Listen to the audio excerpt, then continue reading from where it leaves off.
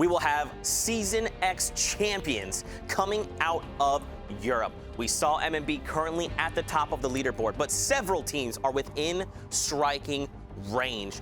Can they get that victory royale with the high eliminations that Sundown was talking about to build a lead? Can someone else like Crew, Chapix, and Beehive come from nothing to suddenly be in the top 5? We'll have to see how things shake out, but the bus is coming out from Gus, heading on over to Snobby Shores, almost cutting down mid-center, so that's like pretty good, right? This is going to give you a lot more time to kind of get to where you're going. Everyone has about the equal flight time, unless you're going straight down to Gotham.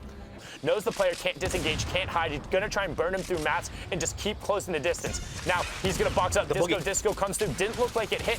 Edit comes in. Both in the box. Will they be able to convert? Flexi goes down. Zap Trap on the top. Not quite going to find it. Little misplay right there with the crouch getting caught, but was able to then get back into it. Has the two players pinched into a corner, and now he's just waiting for his teammates to come over. So Red Rush was effectively able to do it by themselves, but now the pressure is on. Demento's trying to do what he can to alleviate it. And it looks like this other third trio is looking to come in. Watch the minimap as well. There's another trio trying to close in because they hear all the shots. They want to third party this as much as possible. It's a 3v1. Demento's got knocked, able to push in. That's the conversion onto Flexi, who is there. Will they be able to find the other one? That's a 95 tag.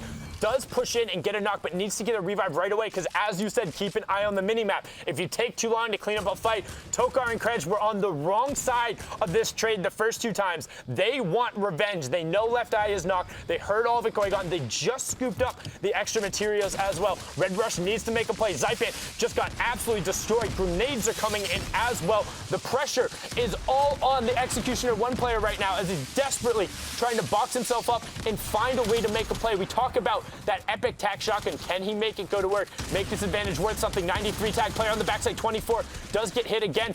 Working his way pretty well through here, but does crouch, unfortunately, trying to find a way to get a little bit of respite. Zypan does go down, but finds Chug Splashes.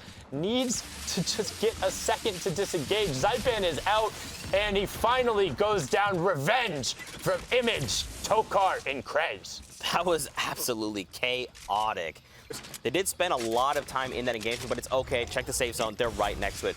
Benji is down, though. Check this out. A Brute is trying to contest them right now in retail. I think a Brute is contesting them right now in retail, just opting to grab it and go, and Mitro and Mongrel disengaged. So the one time we saw them forced out in a way yesterday was when Mitro ended up getting picked over on the blacktops when he was separated, and he got taken down very quickly. They had it uncontested, so what I'm assuming happened is a near team was able to draw the RNG god of the Brute coming down on top of them and then able to rotate over and catch them with them thinking they were safe. In wood and just wait. And as I say that, Chapix is like, nah, I see 6 people. We'll just go now. He says, your analysis doesn't matter. You are irrelevant. I will just send the nades. When in doubt, as Golden Boy says, throw a grenade. Gamer's Origin goes down. Nyx goes down.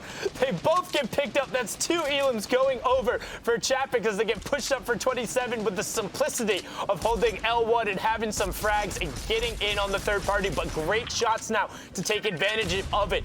Trying to find the player's shockwave up. Not connecting once with the infantry rifle. Crew, however, will pick up Frey, and that's important because Frey was the other trio who had contested, which means it's a solo and now one other player who is there. So they effectively have a 3v2 if they're able to drop down. However, Mongrel in the elim feed also picking up X8, so they're getting in on that action. You can see Dues 1X trying to disengage the other player going up, so changing this. Trying to just isolate one of them. The shockwave is going to put the enemy back together up on the high ground tarp, but they're just going to bring it down. They want to try and force them to fight their game. Almost had the peak shot on the shotgun there if the player had dropped down. It's okay, though. They're still going for the climb. Dues goes down with a 97 to the back of the head, and now they're trying to isolate the player. That's 152. This guy is on white numbers right now. He has effectively no HP to work with, and there you go. Raze gets cleaned up, and that is another set of eliminations going over to the trio. So now it's 36 to 30 in terms on the leaderboard. You saw that MMB was able to pick up an elim and get the conversion over there, but that is now 5 for Crew. As we see a replay now of Mitro looking for a heavy snipe going through and just gets beamed. Unfortunate there to get knocked and then not able to get the coverage. You hear the sniper, you can see the other bullets coming through, and that's one of the few ways where if a sniper rifle comes through and knocks you, you can't really be hanging out in the open like that at 100 HP because a body shot from even that bolt will take you down, and I think that's what that was. Wasn't the kick of a heavy, and You know, sometimes the one bullet and you're out when you're the best trio in the world to go down like that and then a brute forcing you there, that's going to hurt. And the question is, right now, the best thing he can do is just try and play for placement. He's halfway there. There is 24 teams. Can he get the cheeky shot? Unfortunately, it goes wide, barely giving that person a haircut. And I mean, he's just going full offense right now. It doesn't even look like he's trying to play for placements. He sees, man, okay. Well, you know, X8, he finds the elimination. He gets the snipe out, and that is the power trio at the top. They are shut down, so they cannot rack up any more points in this game. Seen Storm Surge yet today, though, right? So we talk about Dents. I mean, there were lobbies yesterday where there was like 96 people going into the second circle where one trio had dropped. Today is a veritable bloodbath compared to that when the early goings on. And some great shots coming out there from Falcony, able to pick that one up. And you saw him tag right away. He's like, hey, launchpad, going by, see ya, I'll be back later. I'll get shockwaves if needed, but gets a good rotation. Oh my God. The loot is so good. The loot transfer is come through. Despite the low, with the low grab zone and the rip potentially throwing you out, you additionally want to be towards the 50-50. So Central is good if you want a consistent rotation, but as we talk about that, Stompy is going full send in the zone. Puts himself in, he's in the box. What? What's in the box? It's a Stompy. Dacarino goes down, has the other side immediately. Is going to use the Chug Splash for the white HP and then double up. Aqua gets the conversion over to push Stompy up to 55 HP, looking to try and find the other teammates and just holding a tight right-hand angle. Shinken is being pressured down, forced away by the stink from his opponent and trying to navigate the low grab zone. And as I say that, Storm Surge kicks on for the first time. If you're unfamiliar with Storm Surge, if you're above a certain number of players in the lobby, based off of Storm Circle, the current number would be 50 for Storm Circles 4 and 5. Then the players with the least amount of damage dealt to opponents will receive 25 damage every 10 seconds until either we drop. But there's so much action, and it looks like Crew and Beehive were able to reconnect, but absolutely brutal that Chapix gets picked off. He must have just tried to build up on a team, and they were ready to respond. He ended up directly just inside the box of Fluttermoist. It's kind of what we saw happen to Mongrel last game on the other side of that, where you end up in the same box, but they were on the beneficiary of that, so a little bit of revenge coming over their courtesy.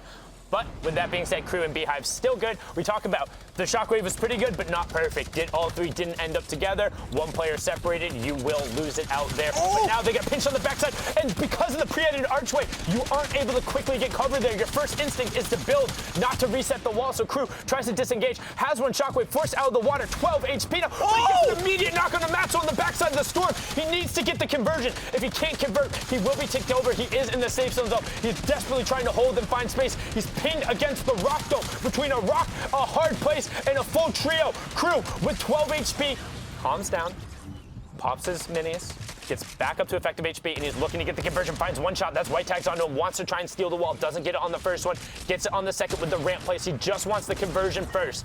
Not so, goes down, he gets the launch pad, has a shockwave, and now back over 100 effective HP. More shockwaves, more launch pads. He's gonna double back, 22, 21, 12, 2 effective HP, but he's above the Storm Surge. Everyone else in the lobby is on the far side as we begin looping back over Loot Lake. Crew needs to find a place to set his feet and find a pick.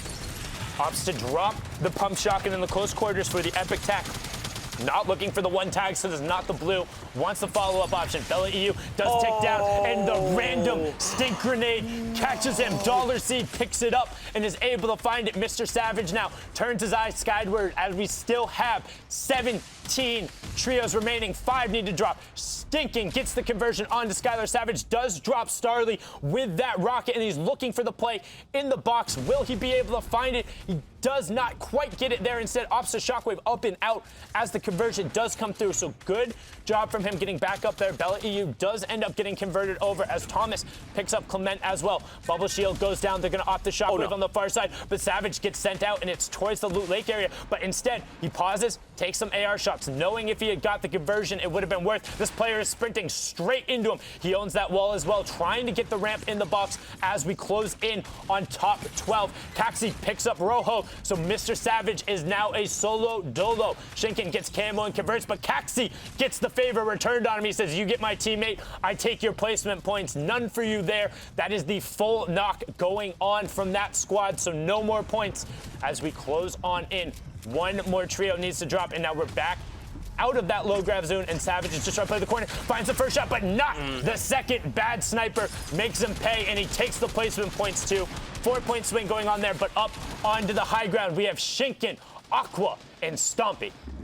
Right now, looks like the world champion, Shinken, the little tiny pancake, and Stompy are pretty separated, but it's okay. They've got the high ground, they've got the control, they've got a shockwave as well. Not much in the way of ammo, but they just need to make some picks, and that will all change. I hope at least Cooler Aqua has some kind of soldier utility. Someone goes for the contest, and Kong gets dropped. Wait, I thought Caxi got insta-knocked. Tohaj is still up. Tohaj just got into top 8 by knocking out Kinzo. Shinken was able to pick up Kong, so right now Tohaj is hanging out somewhat. Oh, that was it. We got him right away. As I said, Caster Curse dropped outside of that next placement threshold, but right now, 6 elims from the E11 in Cooler Trio. Does get knocked all the way down to the ground, but looking to find more. We talk about Teamfire discipline from the high ground Zeke, and they're showing it right now, dropping another top 5 team in a great pump swap there.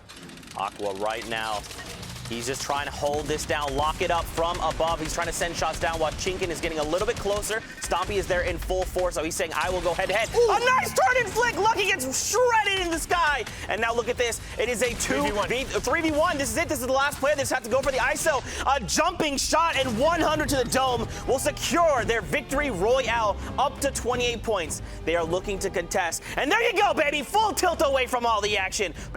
So far, we've got, an entire new team. Okay, the Vic, Robabs, and Falcon Lee are now at the top. Benji, Mitro, Mongrel did have some rough time in the early game, now dropping to second. They still have the most elims tied for, actually, in the whole region, 17. Lupa, what do you make of this board? Honestly, what stands out to me is the fact that right here in third place, Crew, Beehive, Chapix, that shockwave at the end to clutch that win was so good. Solid enough play, puts them up here into third. I love seeing them climb up the board like this, but I mean, at this point, it's still anybody's game.